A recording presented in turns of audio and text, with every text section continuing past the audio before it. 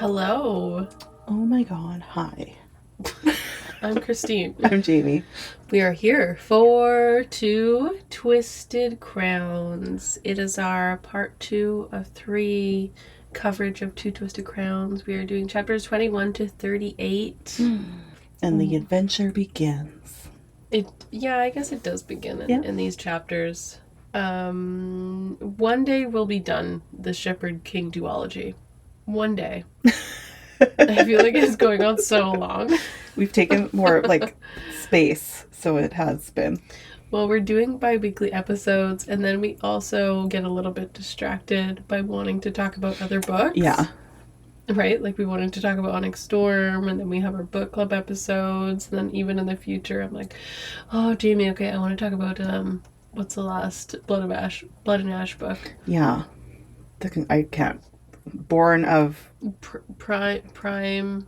It's something with all those words in it. Of Blood and Ash. Something like that. Yeah. The finale of that one. There's a lot of books coming out this year. Mm-hmm. Is that different than every other year? No, but I feel like there is a lot of... Carissa Broadbent has the second one already for her duology. Mm-hmm. Rachel Gillig has the first one from her new one. Mm-hmm. The ending of that. Oh my god, there was other ones. And I was just like, oh my god. I have so many. Yeah. And there's new series I need to read. There's a lot. Yeah. There's a lot. So we get distracted. But we are almost there, people. We're almost there. Okay, tell us the drink. Okay, so my drink is originates from London, and it's a bramble, but we're calling it Let Me Out. Okay, that's what you picked. Okay. Yeah. / Elspeth. This is her drink. We'll pick one. I feel like Let Me Out. Let Me Out. I feel bad because we didn't do a drink for her. So basically the Elspeth drink. Is this one. But we're calling it Let Me Out. She does say the line. She does. Yeah. No, I remember the line for sure. So in the beginning of this book, they have to go through water on their journey. And at the same time, Elspeth is drowning in her memories and the nightmare can't find her. And so I wanted to also do a photo with that. So we tried to put the drink in water. It was very, very messy. It did get really messy. Yeah. Some of your books got wet. Yeah. A little bit. And also they do, when they go near the end, when they have to get through the trees and stuff, they're brambles. So the bramble has gin, lemon juice, simple syrup, a cup full of crushed ice, and you can use raspberry liqueur, which looks really cool when you pour it in. Mm-hmm. And it'll kind of go to the bottom or slowly seep through, which I think also represents just the book in general, how it looks. I used creme de something. Creme de... It's not creme de anything. I don't know why I'm saying that. It's Chambord. Oh my god, I don't know what you're talking about. I'm making things up. Yeah. Yeah. But raspberry liqueur. Yes. And it's friggin' delicious. Very delicious. That drink is very good. Yes, I love it. Highly recommend. Mm-hmm. Agreed. 10 out of 10? Yeah. Or what? Yeah, 10 out of 10. Maybe 9.5. Yeah. 9. Okay. Yeah. It's Mother's Day coming up. Yes. You're a mother. I am a mother. So praise me. Yep. We also have the same mother. I am an angel. I gave birth. Okay. Do you want to talk about Red Rising still? Oh, do I? Do I want to talk about Red? Yes, Jamie. I assumed I would have a 15-minute stint to rant and take rave. a sip of my drink to prepare. Oh. So, Christine, what would you like to share? What do you think? Here's what I think. I had some self-reflection the last week, and one of the thoughts that came into my head was like, wow, I am a bully. Oh, that's because you're bullying people to read the book? Yes. Yeah. I'm a bully and I'm a tyrant and I don't apologize because I am currently reading Red Rising book number 6, which is called Lightbringer. And I have insisted that Jamie needs to start this. Mm-hmm. Now, it's her fault because she bought me the book. Yes. So it's her fault. So maybe that should be a factor in this discussion as a point for me that I'm allowed to be a bully. Right? Yes, right? That's right. Right. I agree. Also, this week, You cried a lot, apparently. I've been bullying my husband over a months and months span to read this book also, and he never picked it up. It didn't work. Oh. It did not work. But I did get to the point I was sitting on the couch reading Lightbringer, and I was like, I need to talk to someone about this. And he said, what about Jamie or Christina? And I said, they're not reading it. They're not reading it. And then I started to try and sell him on the dramatized adaptation on audiobook of Red Rising. And he's like, yeah, I know, I get it. It's a movie for your ears. I get it. Still no. And he's like, oh, and eventually he relented. Oh. And so we downloaded the audio app. We bought the part 1. And so it is on his phone, and it has taken all of my energy to restrain myself from asking him if he started it yet, but I know that he hasn't. Yeah. I know. And so the question is, when is it okay to ask? When is it okay to follow up and be like, have you started the book that I insisted you start? Where are you? I feel like it's your husband. You can really do it. Okay. Anytime, right? What about you? What if you started Red Rising and I was like, Jamie, have you started it yet? How far are you? I would say, Christine, look on my Goodreads and you will know what's going on in my life. I would like hourly updates. When I actually do start it, I will text you to say, okay, starting. Mm-hmm. Yeah. Okay. Did you bring them for me? I totally forgot. I don't even know how to describe it. I don't know what other book series you have experienced where, like, you feel like you're vibrating. When you're not reading the book, you're like, it's like an attachment issue, right? Like, when you're not with your baby. Another great example for me. I do not have a baby. Waiting to get back to it. Is that what it feels like when you leave your baby? Are you just vibrating? No, it's not the same. I'm just trying to, like... Having a baby is the same as reading Red Rising. This is a really great Mother's Day reference. I care about my book the same as my baby. I kind of do get what you're saying. I feel like I got that with... Where it just, like, occupies your mind, and you're just, like, thinking about it. That way I feel like it was, like, ACOTAR and... Yes. Well, that's what I'm asking. Like, Guild. What was the last book that, like, did that to you? ACOTAR and Guild. Yes. Or Play to Prisoner series. I don't know. I think Play to Prisoner series, yeah. Like, and that's why I was telling you, I'm just, like, really sad lately because I'm, like, I do miss that, like, where you are so obsessed and so in love with a book. Right. In the first 30% of book 6, I went back and read 2 different chapters. It was like, I need to reread that. I don't even know what these books are about, to be completely honest. I can't even remember. Oh my God. But I was watching on Goodreads, and one of the quotes you put was very intense, but really good. And then another one you said you were crying. So. Okay, here's what's happening. I'm sad crying. I'm happy crying. I'm so excited. I don't know, like, surprised. You know, people die. But it's like, there seems to be a lot of death. It's everything. If you could just, like, quickly read 6 books so that we could talk about it. That'd be great. I'm itching. Yeah, I will get on that. I'll follow up. I know you will. I'll stand outside your window.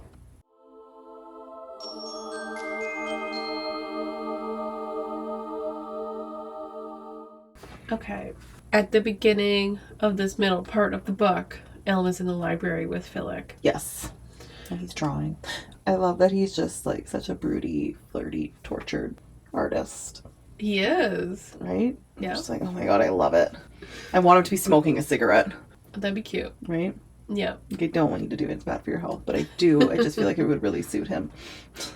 One of my thoughts for him when he was in the library and he was drawing, and then he just like he like looks down and he's like, oops, I just sketched a whole picture of Ione. Oop, like he didn't even know. Like that's how good of an artist he is. He's like, oh my gosh, I did the exact liking of her face. So weird. I'm just so sad. I'm just so sad. I just keep drawing her. Made me laugh. But one of the other things, like, I feel like I had this idea when I was reading. I was like, oh, we didn't plan to cast him, and I was like, oh, that was a miss a little bit. Yeah, because he's He around did have a few quite a good bit. lines. Yeah, he does. And he's around, yeah. But one of the things he asks Elm is, why don't you pick a woman who is not engaged to your brother?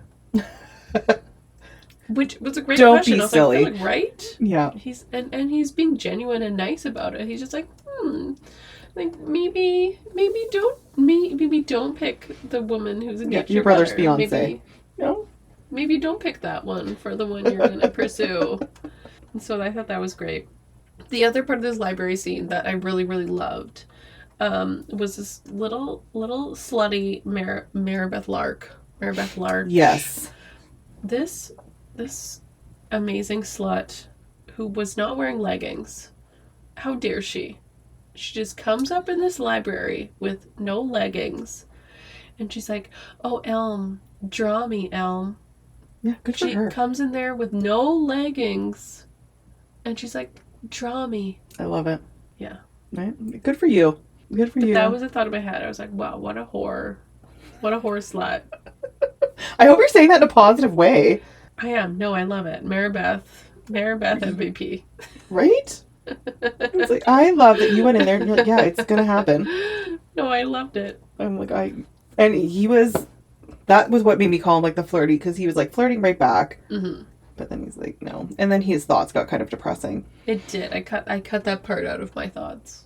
Did you? I had the whole, yeah.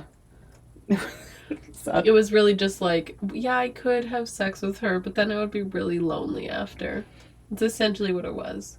Yeah, and then him just like thinking about like how he wanted people to know him, and I had a whole big thing highlighted here, but you're right, it is depressing. There was this really nice part, and I honestly can't remember what came before it. I think Elm was interacting with the king, with his dad. I do know the part that you're talking about. Okay. And I did have it kind of highlighted before, just like what his father said to him. Okay, so you know what was said before that. Yeah, and I do like when he was talking to his father, how he did refer to Hoth as like your son. Mm. And his father's like, what are you talking about? Like, and Elm finally kind of standing up to him, and then his father going to use the scythe on him, and he beat him to it and used it on him himself. Which I was like, yeah. Yeah, that's messed up. Super messed up, but he's finally at least like, yeah, standing up, and pretty much his dad saying like, no, all the pain, that's what it is to be. Yeah, that's just what we do. Yeah. We abuse each other. Yeah. Suck it up. Yeah. Right? That's fine. But yeah, I love that he was finally kind of, just standing up to him. And yes, and then it was followed by... I really loved this part where he goes outside and it says, all that rage walled up deep inside him. Elm let it out. He yelled into the night, and the night answered. His echo reaching over treetops and into valleys, a war cry. He yelled for that boy, small and brutalized, who needed saving. He yelled for his helplessness, the rope he'd corded around his own neck, tethering himself to the scythe, to Ravyn. Tears fell from his eyes, and he let the wind strike them away. He yelled himself raw until a sky full of stars danced before his eyes. Elm didn't believe the spirit of the wood took note of the fleeting lives of men, but if she did, he swore she'd mapped his future in the twisted rings of the trees, that she designed his every failure, his every fear to get to this moment. He'd needed Ravyn to leave him behind, needed to face the throne, his father, the Rowan in him, alone. Yay. I did really love that part. Yeah. Which is, I think, true. He did need to be left there. Which is such a relatable experience where, earlier in the book, and even, it was earlier in this book, where he's just like, wait, I'm not coming with you? Yeah. and he's separated from Ravyn, and how Castle U and Ravyn and his parents, like, that was his safe place. And so Well, he's even it just being shows, like, left after what alone. happened with Ione after that, how he, like, escaped back to Castle U. Like, that's his Right. comfort. Right. Yeah. And so he's just put in the position to, like, figure it out. Mm-hmm. Okay, so I just have a couple things about Ione. One of these quotes was really neat to kind of reflect on. Yeah, so Elm says, "What did you used to feel before the maiden?" Everything. In terrible, wonderful excess. Joy, anger, compassion, revulsion, love. I knew them all so well. When the maiden began to dull them, it frightened me. But it was also a reprieve. After a lifetime of feeling things so keenly, the numbness felt good. But even that went away, and nothing felt good or bad anymore. I just like that one because it was like, that's like the nice thing in like fantasy books is like experiences being repurposed into real life experiences being repurposed into fantasy lenses, right? So we have this maiden card where her emotions are completely taken away and numbed, and at first it feels really good, and then it becomes kind of like a prison. Yeah. Right? And so that kind of reminded me of things like addiction or depression that people go through, where it's like, oh, this thing serves a purpose and it feels really good, but it's short term. Yeah. And it's not a long term solution. And so it's neat to see Ione go through this experience of like, oh, I'm losing the parts of myself that I did love. So maybe there was these parts that were really difficult that I'm trying to deal with, but I'm losing the other parts now. That's not what I want. Now I'm trying to get that back. And also just those parts still kind of being there, even though... That's the point, that those other parts are being dulled, right? Yeah. And it's like, that wasn't what I wanted. No. Well, then other people can still see. I feel like that's just in like the relatable aspect, that people can still see that they're there. And it's just... underneath. Yeah, but they underneath can't. everything, yeah. Yeah. So I really like that. One of the things I wanted to update, because in a previous episode, we talked about Ione's quote about power. Right? Like, you had talked about her quote about, like, wanting power. How she said that outright. Yeah. But then we get kind of this clarification of what she wanted that power for, which changes my perspective on her. Yes. And I do like how, because she says this, and then Elm also does have the same... how she would be a good queen, right? That, and that he's also, like, on the same page as that. Like, we later on, they agree. I think I just had, like, oh, they both want change. But, like, the good. Basically, they want good change, right? It wasn't that Ione was looking for just to go higher up in the social scene, the hierarchy, right? She actually wanted to do something with the power, which is why she agreed to the situation. Yeah.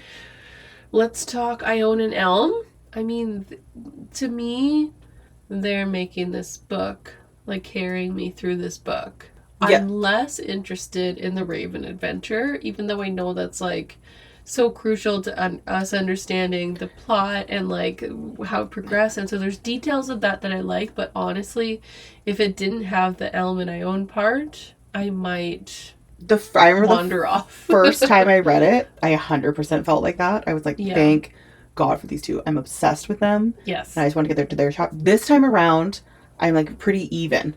Oh, okay. Where I am really enjoying the other part, and I'm finding in the other part so many things I'm like, I completely forgot about. Oh, totally. Yeah, because I was, I think, so into these two, which I still am. Like, I do really... Because you had hard eyes, yeah. Yeah, I love them. Love them so much. Okay, so there's a few banterish quotes that I really liked from them because they're a little funny back and forth. Mostly Ione, though. Ione's the funnier one, I'll say. She is. And I do love just, like, thinking about it because she has the maiden, so half the time I just figured, like, her face is just, like, not emoting. Yeah, which makes is great. it even better. Okay, I'll be Elm and you be Ione. Okay. For the first one. You think very, very highly of yourself, Hawthorne. If you imagine all the comings and goings concern you. Maybe not your goings. Get it? Yes, I do. Okay, let's try another one. I feel like that reads better. It does read better. Okay. I'll be these are, like, seductive. You'd like me to tell you all the things we might have done? Yes. In sordid detail, Absolutely. Ione ran the stem of the stylus down the center of her lips, looked him in the eye. Beg me to. Elm's hand flexed. He hauled in a sharp breath.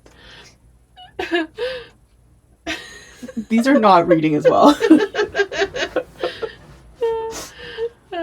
Okay.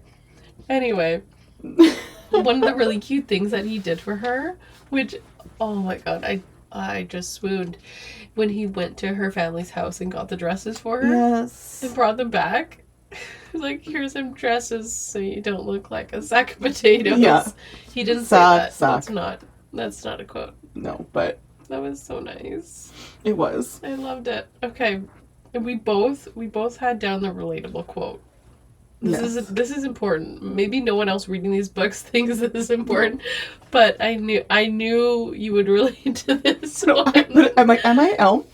Yeah, exactly. Okay, you can be Elm because that would make sense. Are you angry with me? No, why would you think that? We haven't found your card. That's not your fault. You didn't hide it. No, but you just seem...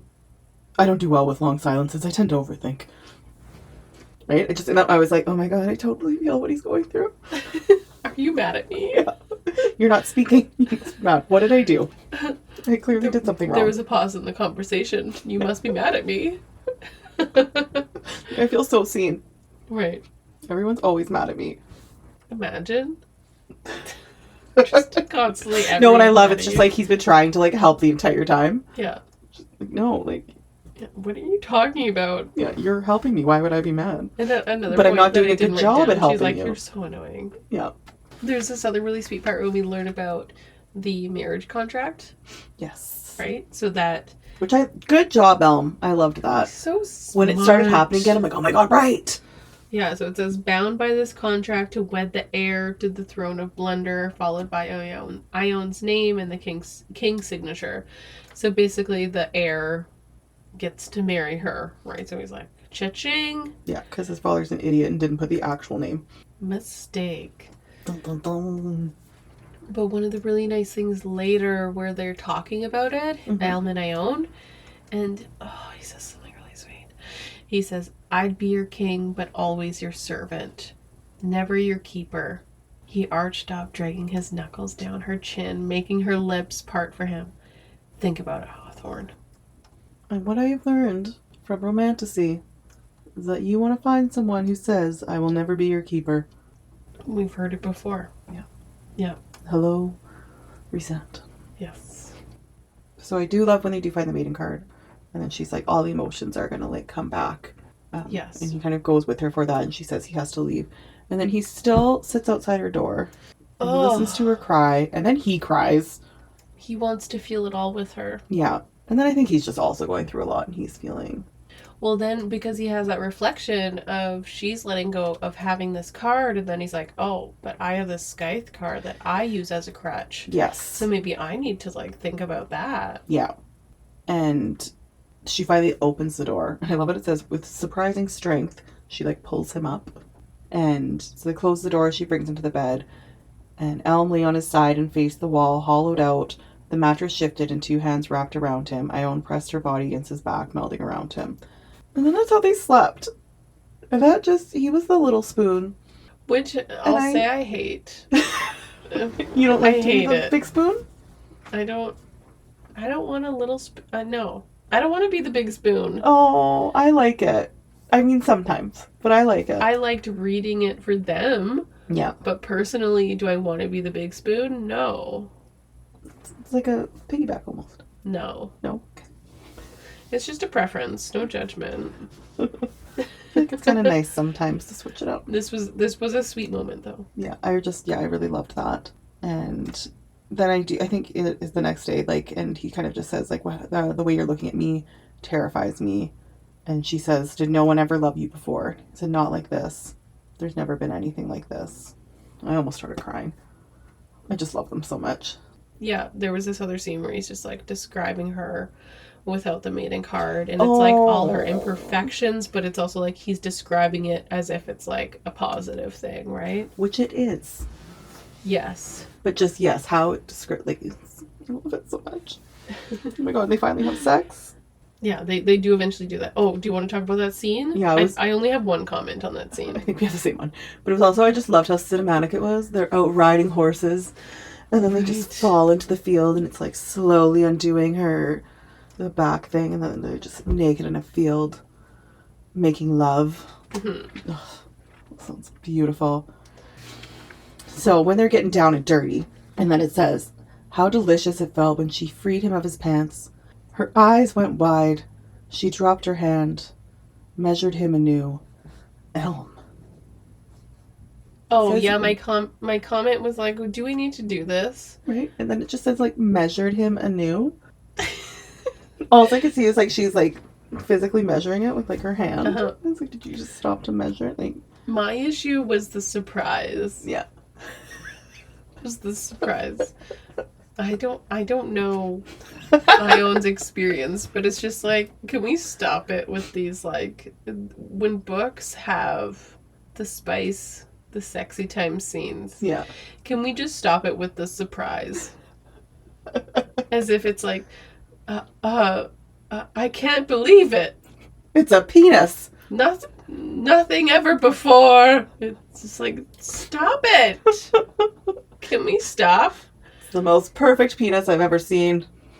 Just be like medium excited. It's just like, I mean, you could be super excited for it. just Because it yeah. could be, like, really beautiful. But it's always... I get what you're saying at the same time. I mean, The eyes went wide is a little bit like, oh my. Yes, I feel like that part. Like, I the can't eyes went believe wide. it. I think, like, be excited about it. But you don't need to be, like, so shocked. Right. No, we were. Just a little pet peeve there. Because I do feel like there's two things we do need to mention. What? That Hoth threw her out of a window. Yeah, we didn't mention yet that Hoth threw Ione out a window. Yeah. I don't know if that matters. Just kidding.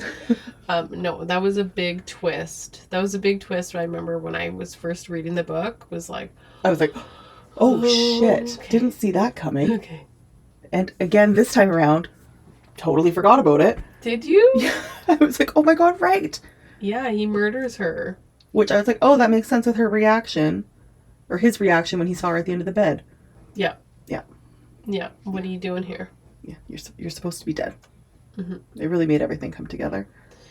It really does. And that's how she discovered, importantly, that's how she discovered the maiden card's power. Right.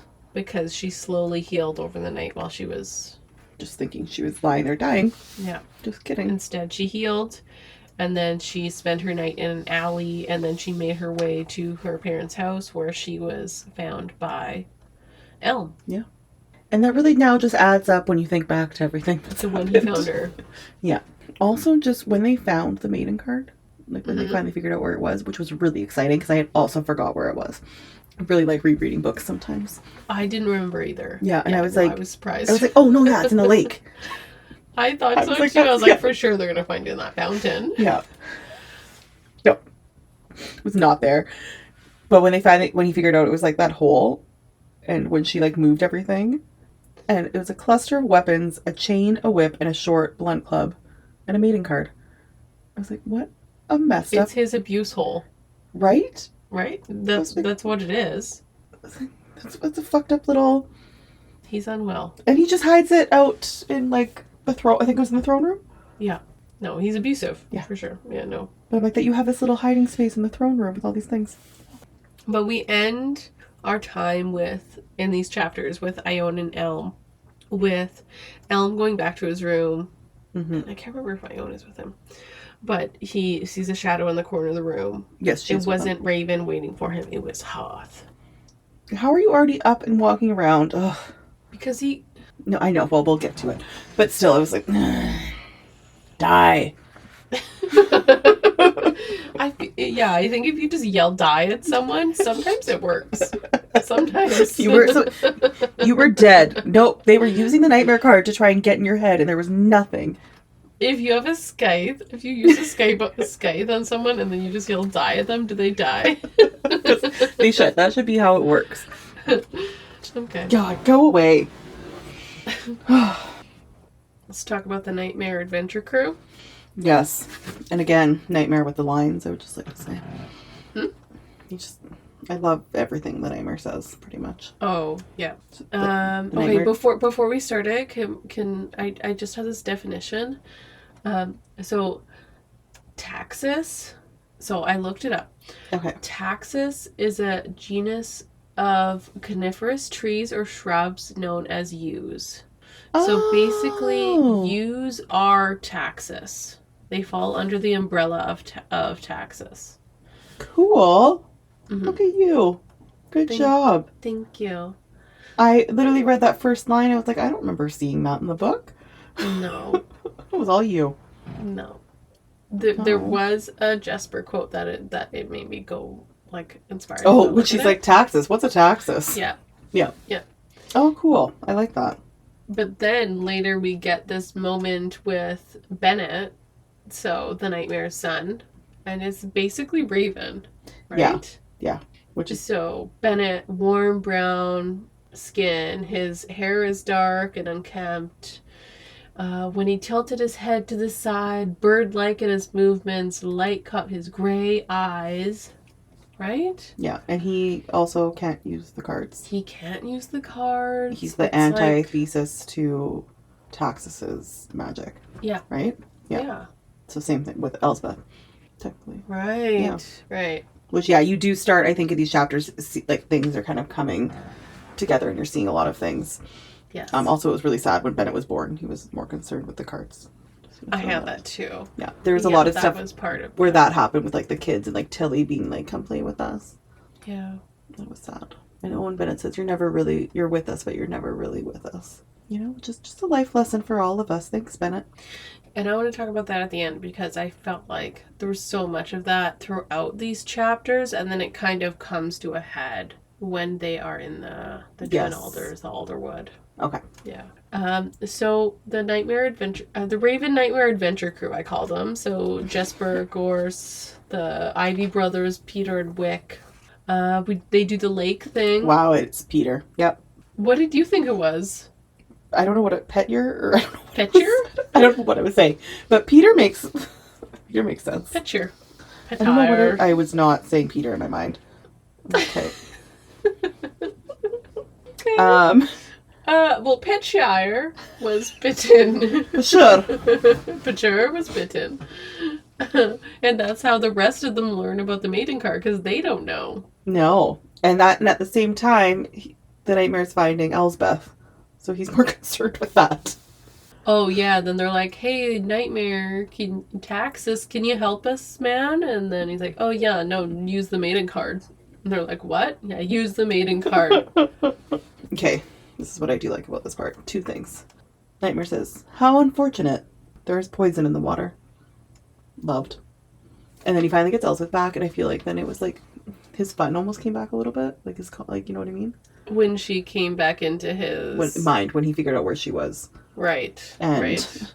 I really would just actually love to see this on a movie, even though it would be a really weird movie, because he's just kind of talking to himself when that's all happening. And it's like, it's hardly my fault, dearest, that they're, oh my God, it's hardly my fault, dearest, that they are pathetic swimmers. And he's just like talking to herself with like, he's dying, like all this stuff's happening.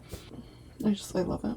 Yeah, it is a really nice, like, roller coaster whiplash situation of the whiplash. Nightmare being, like, does not give a fuck. Yeah. And then also, at other moments, I don't know, really helpful. And then other moments he does care, but usually when he cares, it's about Elspeth. Right. Yeah, and it's like, do I like him? I hate him, but maybe I'm neutral, but maybe I like him. It's just a real roundabout. Am I in love with you? Am I sexually attracted? Right. Maybe. I love the hot and cold you're giving me. It seems familiar. Yeah. Seems like something I'm really into. Oh my god. Okay, and then also when Peter is, he gets a maiden card. They figure that out, and I just love Ravyn saying that when he like saw him change, and he's saying it had never been the sort of face artists might flock to. It's like, oh, what a compliment. Like his original face. So Peter's ugly, you guys. Yeah, that's basically yeah. So the nightmare, the Elspeth stuff, the stuff that I want to talk about, like a couple things. Obviously, we know Elspeth. He lets her out into then they both get to share the head, the head, and the eyes. But one of the things, the head and the eyes. Elspeth is mad about her hair and her oh my god, hygiene. I love that part.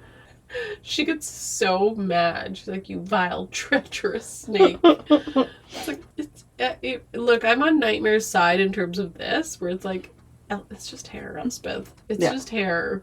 It's fine. And then she later is like, beyond cutting my hair, the Nightmare had done nothing to tend to my appearance. There was dirt getting under the lines of my face, old blood beneath my fingernails, my lips were chapped and peeling. And she says, you could have at least washed your hands. She said, I can't imagine what you smell like. He thinks it's better this way. The less I look like Elspeth, the less Ravyn you startles every time he glances my way. I mean, it's true. It makes sense. Yeah. And then I think he yells out to Ravyn, Elspeth thinks you no longer think she's beautiful. I'm like, what? I just love like that part. Calling her out. Yeah, she's like, that's not what I bloody said. Yeah. Oh, it's so fun. Okay, I like when he did find her in the water, which I forgot to mention. And just the description, when he like takes her out of the surface, she's like, I looked up into yellow eyes. He said, there you are. He wrapped me in his arms, holding me against his armored chest like a father would a child. Mm-hmm. Like, oh. So, to clarify, when the Nightmare found Elspeth in his mind. Yes, when he couldn't, yeah. I was like, oh, well, that's a perfect example, because one of the things that I have next is like the Nightmare try to fuck with Ravyn all the time, and then they have this big fight, which we don't need to get into, but they have this big back and forth, and then the end of it, because Elspeth makes the Nightmare apologize, and then Ravyn at the end says, don't know what happened to your children, but I know you would not want to see Elspeth harmed. It's perhaps the only thing I understand about you. Which really makes sense in terms of what we've gotten in these books so far, in a little bit of like the whiplash confusion, because we do see him being very kindly and fatherly to her, and then just being chaotic in other scenes, right? Yeah. It's like he has a mental illness. Well, right? I mean, he does. And Elspeth at some point acknowledges, like, oh, this is what you've been seeing for the past however many years. Oh, I get it now. And it's like, yeah, we get it too. Yeah. If you were stuck looking through this really small, one dark window, you know, and looking at someone else's eyes and, like, not having any control, like, you would be a little cuckoo too. But then also understanding why he now feels so affectionate towards her. Right. And then also just going back, Okay, do you want to talk about the secret magic people hideout community? That's what I named them. Yes, we started off by Wick dying. Which was no, fuck him. We very little time on Wick. He dies. And I know, like, that was sad. Yeah, it was sad. I felt bad for Petra. It was sad though. Petra. You know, Petra is Tax's wife's name. Oh my god, right. So let's not use that for Peter. Peter. Felt bad for Peter. There's a lady at this secret society place, and her magic is to see through the eyes of crows. And I hate it. Did you see my note about that? No. Christine has, in her notes, one of them has crow magic, which I think Jamie would also like to have. I mean, I actually would, just so they don't attack me. But at the same time, like, I hate this so much. Because then when they were running after, they were like, the crows were all around. I'm like, ugh. Well, explain. What is your deep fear of crows? When I was 14 years old, I was walking to my friend's house. There. I'm dying for you to ask. Please let me tell you about my PTSD. I was walking to a friend's house, and crows were cawing. And then all of a sudden they started dive bombing at me. And I could feel their claws like on top of my head. And I ran under a tree and they started diving into the tree. So I finally made it to my friend's house. Because the tree was in her front yard. And then I had to call Dad to pick me up. Because I was panicking and crying. And I made him pull up right to the door and like ran in. So this was a very long time ago. And I'm finally kind of okay when crows start cawing outside. It's not funny at all. And then my friend's mom laughed at me about it. It was like, you're exaggerating. Oh, okay, that's mean. And then she called and apologized because they did it to her. They started attacking people on the street because there was a nest. So stay away from crows' nests. They will actually murder you. FYI. Yeah. But I panic when there's a bunch of crows cawing, or I will change my direction when walking. So fucked up. They're scary. It sounds scary. Mm-hmm. And you could actually, I could feel their talons. So your ultimate revenge would be to be one of them. Yes. I think I could control them. Control them. Yeah. And they could tell me all the secrets. They are super smart. Yeah. So everyone stay safe out there. Watch out for crow's nests. Yeah. I recommend not walking by them because when their babies are in there, they are very protective. That same nest also attacked a mother walking with her baby in a carriage thing. Okay. Yeah.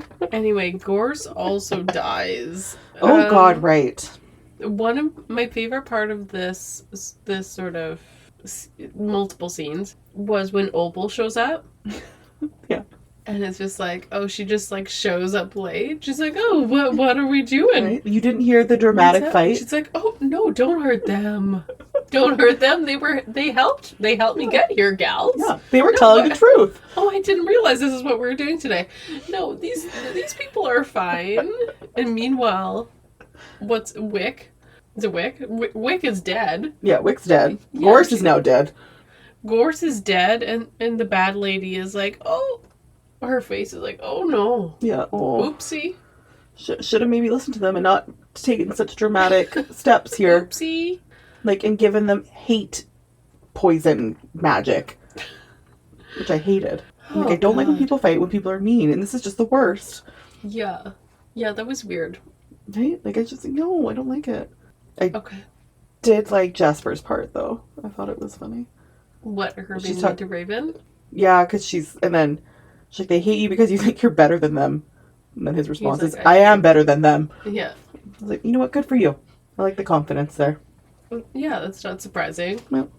He's like, yeah, they're a bunch of dinky dinks. Of course I'm better than them. Dinky dinks? Dinky dinks. Is that... Ooh, that hurts. You can use that one, Ravyn, if you want. You're all just a bunch of dinky dinks. Jamie, I am the captain. I'm a gold star bully. I have gold star insults. Oh. You dinky dinks need to start reading Red Rising now. Now. Stop hurting my feelings. So when he's fixing his nose and he lets Ravyn into his mind to talk to Elspeth, and then it's like his face twisted and he screwed his eyes shut tighter, still trying to hide it, but he couldn't, not this time.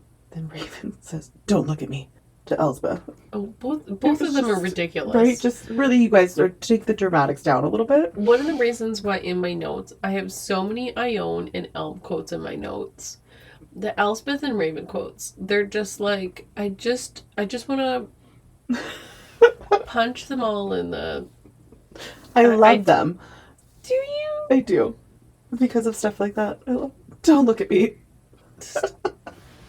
Maybe I just want to put a bag over their head and push them over. That's maybe bullying. That's the amount of bullying I want to give them, because I'm just like, just shut up, the both of you. Just stop it. Like their dramatic flair. They're so annoying. I love it. Oh, you just love each other so much. You literally spent 2 days together. Hey, no. They have a connection. But also I'm rooting for them. Yeah. At the same time. Don't get me wrong. Don't be like, Christine, stop being such a mean, negative bully. I'm mean, but at the same time, I'm rooting for them. And I love them so much. Don't trust any of the words I say. Then another part I wrote, when they're having to decide about the charms, No, if Jesper, Peter, give up their charms, the mist will infect them or kill them. The nightmare nodded slowly, unblinking. No, Ravyn said again. There has to be another way. Raven's Hermione. Why? No, there has to be another way. Is that a Harry Potter quote? Yes, Oh, it I is. don't remember that. Oh! What No, you scene is can't, that? Ron. There has to be another... I can't even remember. I think when they're on the chessboard. Right. There has to be another way. And that's how I literally envisioned it and like saw it when I was reading that part. It's the worst book and the worst movie, so I don't try to rewatch it. Okay, so the woods try to take Jesper, blah blah blah. And I was gonna say one of the most important scenes. I guess this is like this is what comes to head in this duology is this moment of talking about the nightmare's background and with the Rowans. Yeah. And like what really happened that got us to this point. She does a really good job of kind of rounding it up. She does. Right? So there's this moment where Elspeth and the nightmare obviously experience the same stuff, but Elspeth is like 500 years became nothing. Jesper shifting to a visage of Iris, lying unmoving between the twin alders, and I understood better than I had ever had how he had become a monster. It's the same thing you've thought of for centuries, isn't it? That this pain might never have occurred if you had simply played in the wood with Iris as a child and never asked the spirit for her blessings. You'd have never gotten the sword, never bled into the stone. You might have held your children as dearly as you did your cards. For if you had, there would have never been any cards at all. And none of this would have ever happened. And now you know that every terrible thing that happened in Blunder took place long before I handed Brutus Rowan a scythe. It happened because 500 years ago a boy wore a crown and every abundance in the world, but always asked for more. Right. So we have this idea that the Rowans are the bad guys, right? Mm-hmm. And so part of this is like we see Brutus Rowan in some of his characteristics, which are bad, right? Like there's some little parts of him that we see in the present day Rowans. Yes, but I even think with Brutus, like in the really beginning, there wasn't really anything, but you slowly... Well, same with the nightmare, right? It like slowly evolved until they both had their like both of them were kind of bad, right? In their own ways of like how they were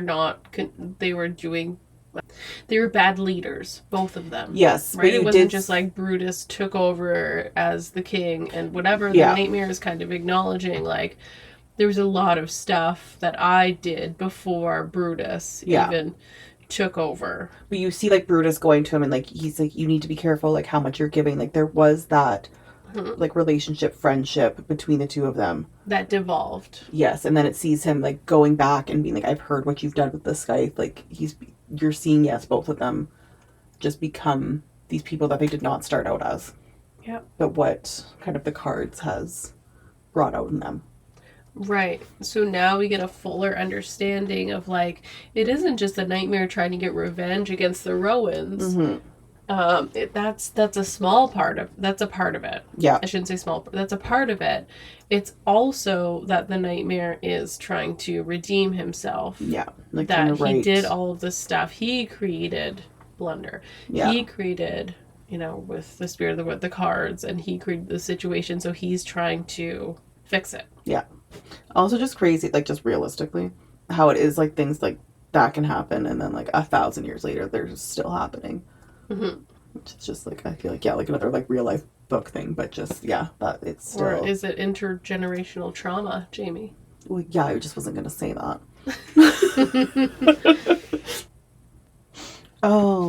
Just Elspeth in the nightmare, I like that it switched, and like he's like giving up, and then she's like, I'm doing what he did for me, and she says, get up, like you must get up. And just how their roles kind of were switched there. And then he does protect Jesper to kind of change. So the thing that happened to him with his sister doesn't happen again. Yeah, doesn't happen to so he doesn't repeat it. It's a good book, Mm-hmm. So they go through the twin alder trees. Hoth is back.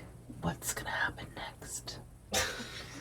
Find out on part 3 The finale. Where are they?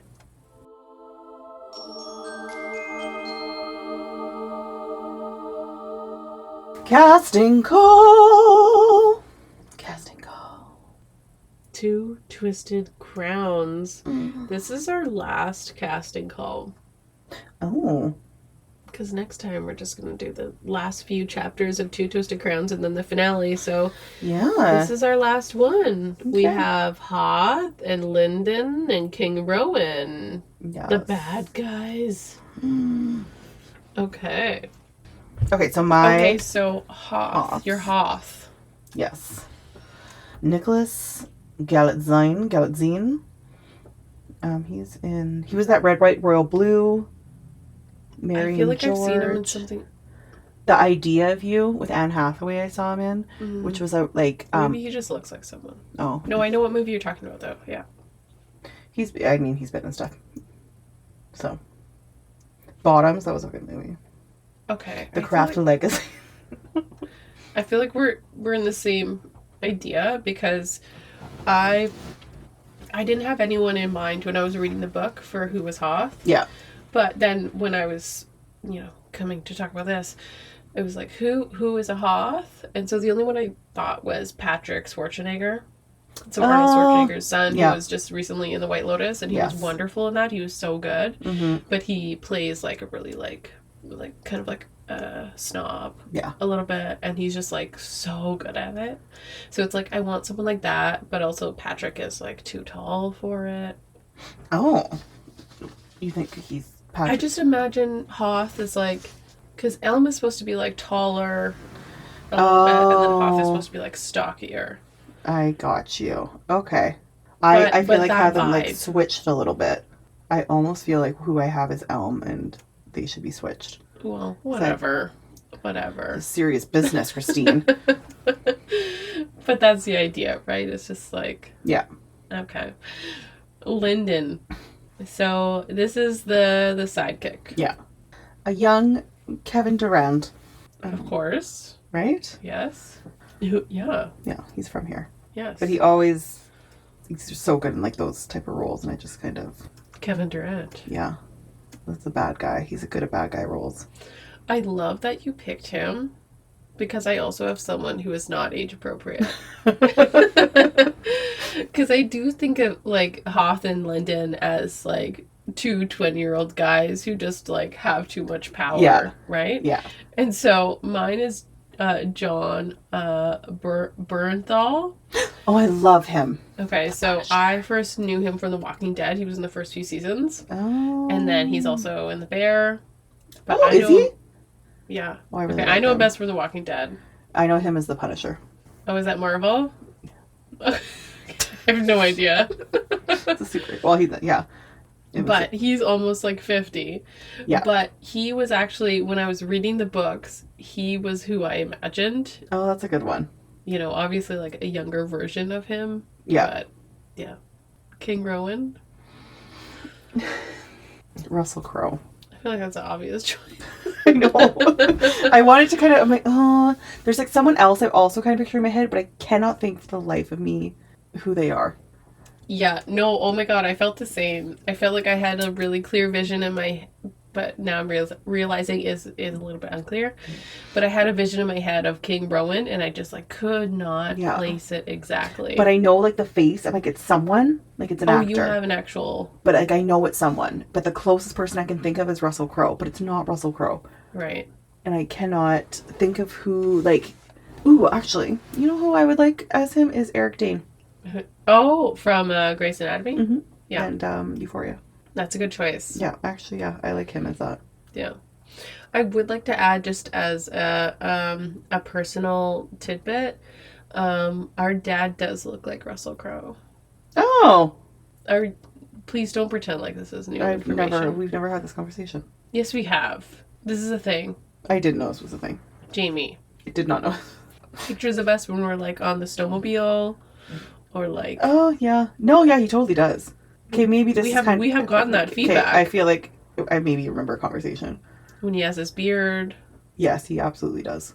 I can maybe remember having like one conversation, but I don't remember this was like a big thing or anything. Does he know this? I think so. Oh, you should probably tell him that more. That'd be great. Yeah. Yeah. He really does. So that means I also look like Russell Crowe. You do. Yeah. Yay me. The older I get, the more I look like our dad. Grow a beard. Yep. Grow a beard, get some gray hair. Mm-hmm. Okay, my King Rowan, I thought Ewan McGregor. Ooh, yeah. See, that's also kind of in my mind. And I saw a picture of him with a beard, so I was also like, Yeah. mm-hmm. Yeah, he could do it. And he could be a little bit like, you know what my issue is like, and this happens sometimes with like bad characters, is like, I want to hate them. But I also love them. But then I get the descriptions, and then, you know, from last episode, we know that his outfit and his aesthetic, like, I respect him for that. Yeah. Even though he's evil. And so I love Ewan McGregor. So, like, imagining him in that role and in that, like, over the top, you know, like, robe, gold, fur, drunk all the time. thorns, drunk, but also, like, hot. Yeah. I'm just like, yes, give it to me, Ewan. Mm-hmm. I know, it's weird. That's where you get the hot and cold messages But from. also, no, because stay Elle away. is a precious gem. I can change you. Right. Of course. Yeah. Okay, Fine. who is your MVP? Oh, shit. Jamie? Yeah, I just... 50-something episodes, and every time you're surprised.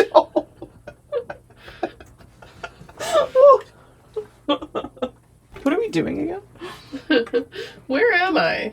My MVP is the trees. Oh. Because they are smart. Mm-hmm. That no one really gives them credit for. And just nobody listens to them. No, I agree with you. They're the in-between person between the spirit of the wood. And they're telling you things, but you're not listening. They're chilling. They're being pretty obvious with their statements and questions. Like, hey, maybe if you talk to him, you don't need to give her your soul. That's really good advice. Yeah. Right? That is smart stuff, though. That's wise. And also, the smart part of it, the intelligence part of it, is having the ability to go like, oh, well, maybe this. Or like, have you thought about that? And then being able to leave it alone. Yeah. That's a skill. It's true. Well, said my piece. And it's now up to you. Mine obviously was Elm. Oh, yeah, that's a great... Oh, great choice. Like, a close second was Ione. Yeah. Ione, it also popped in my head, but Elm, clearly. Great decision. He, you know, in the first book, we were both like, I don't remember him being this awful. Yeah. Right? Because when reading this duology, what we remembered was the what happened with Elm in this book, right? Yeah. Which is like we Elm love him having some really big realizations and like transformations and self-reflections, and then also he's investing the romance in Ione, and it's yeah. But even in like to how she was when she gets the maiden card back, and how she says when she remembers him, I feel like is a very book one description. Like he's always like, no, like I was like watching you, and she's like, oh, I saw you as like, you would never have looked at someone like me, you like this and this, and kind of seeing like that persona. Book one persona. Book two, we take it a bit deeper, and you see like why all those behaviors were happening. Yes. Great choice. Honorable mention is Baldwin for making the themes. Oh my god, for the balls. Okay. We didn't have time to talk about the feast today. Oh my god. But there was different themes for the feast, like the Providence cards, and there was a theme for the seasons, and then it was like the trees, so like your house tree. And so I almost like wrote down, I was like, King Rowan doing the theme guy, and then I was like, oh no, it's Baldwin. Yeah. Baldwin is the guy doing the theme parties. So I just want to give a shout out to him. Good job, Baldwin. Yeah. And he's the announcer of all the guests. Yeah. But would you, I guess we kind of did that. I was going to say for like the cards, what card would you dress up as? Because Ione's outfit sounded great also, by the way. That was one of my thoughts while reading is this next year's Halloween costume. Ooh, yeah. Do you be the nightmare card? I'll be the golden egg. They both sounded great. A Okay, I want to do. Can I do an ultimate loser?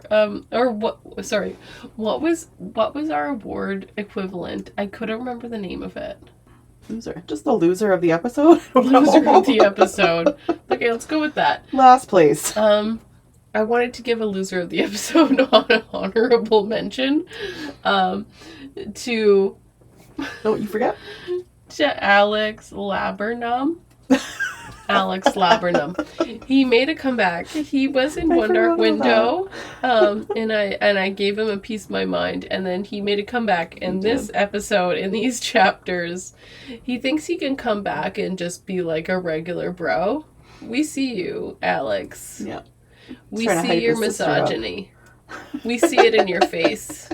In your stupid, stupid face. And I hope you die alone. Oh. Your aggression this episode. Hormones?